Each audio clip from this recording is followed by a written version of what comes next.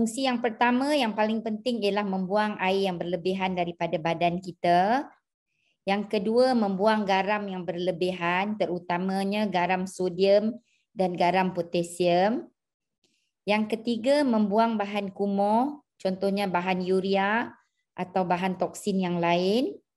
Yang keempat, ginjal kita juga mengeluarkan hormon yang membantu untuk badan kita membuat sel darah merah.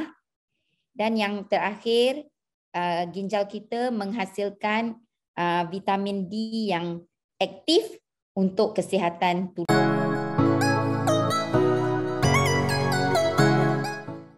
So apabila ginjal kita rosak, ginjal kita tidak lagi boleh membuang air yang berlebihan. Oleh itu air ini terkumpul di dalam badan kita, terutamanya di bahagian kaki dan di dalam paru-paru. Bila air yang berkumpul di dalam di bahagian kaki, kaki kita akan jadi bengkak. Dan jika air terkumpul di dalam paru-paru menyebabkan kita sukar untuk bernafas.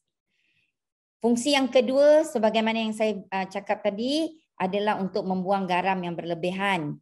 Garam sodium menyebabkan air juga boleh menyebabkan air terkumpul di dalam badan, dan apabila garam ini berada di paras yang tinggi, dia akan menyebabkan sukar untuk mengawal tekanan darah. Jadi kita terpaksa mengambil lebih banyak ubat tekanan darah.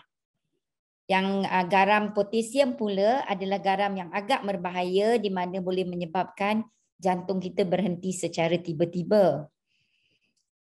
Ginjal juga membuang bahan kumuh yang urea dan bahan toksin yang lain. Apabila bahan kumuh ini menjadi tinggi di dalam badan kita, kita akan jadi kurang selera makan, kita akan rasa loya dan kita akan selalu rasa mahu muntah.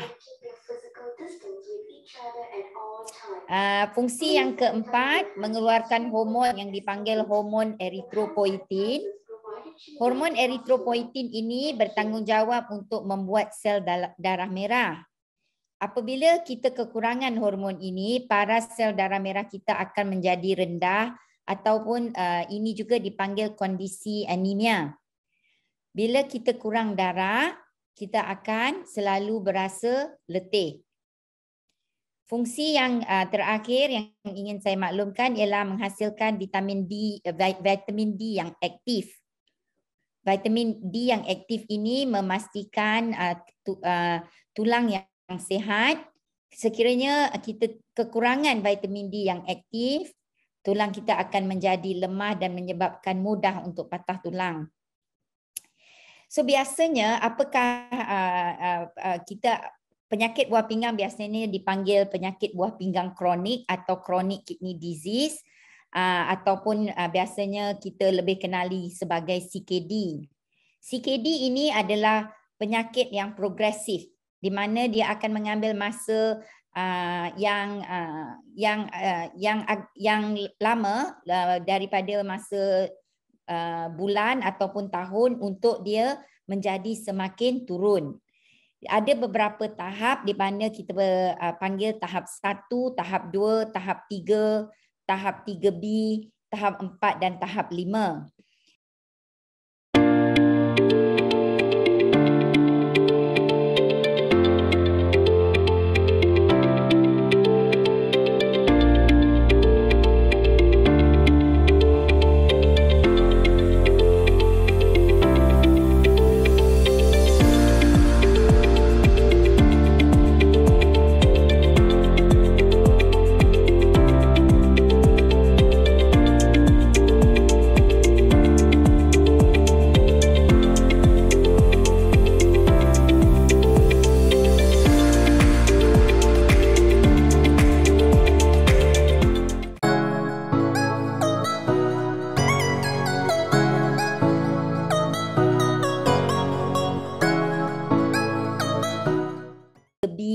Tahap 4 dan tahap 5.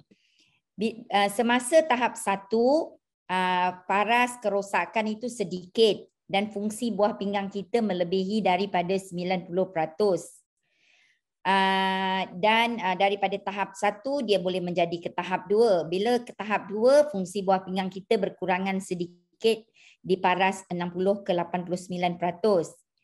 Dan tahap yang paling teruk ialah tahap 5, di mana fungsi buah pinggang kita berada di tahap kurang daripada 5%.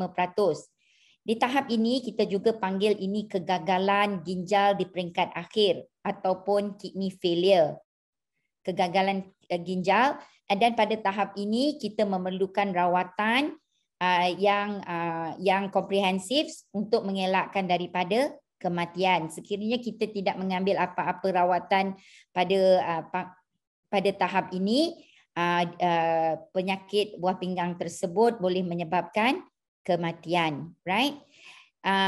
Sekiranya kita dapat diagnose pesakit CKD ini pada tahap 1, 2, 3A, 3B di sini, banyak perkara yang doktor boleh nasihatkan dan rawatan diberikan untuk memperlahankan kerosakan ini. Sekiranya ibu-ibu, bapa-bapa mempunyai stage 2 CKD dan tidak mengambil apa-apa rawatan, tidak mengambil apa-apa ubatan ataupun langkah-langkah untuk menahan buah pinggang ini dari menjadi semakin teruk, fungsi buah pinggang ini boleh merosot dengan kadar yang lebih cepat. Ya, di peringkat sini kalau kita dapat tahu dengan lebih awal, kita boleh memberi rawatan yang boleh memperlahankan kerosakan buah pinggang. Sebab itu screening ataupun tes-tes ujian, walaupun kita tidak ada mempunyai apa-apa tanda, perlu dijalankan.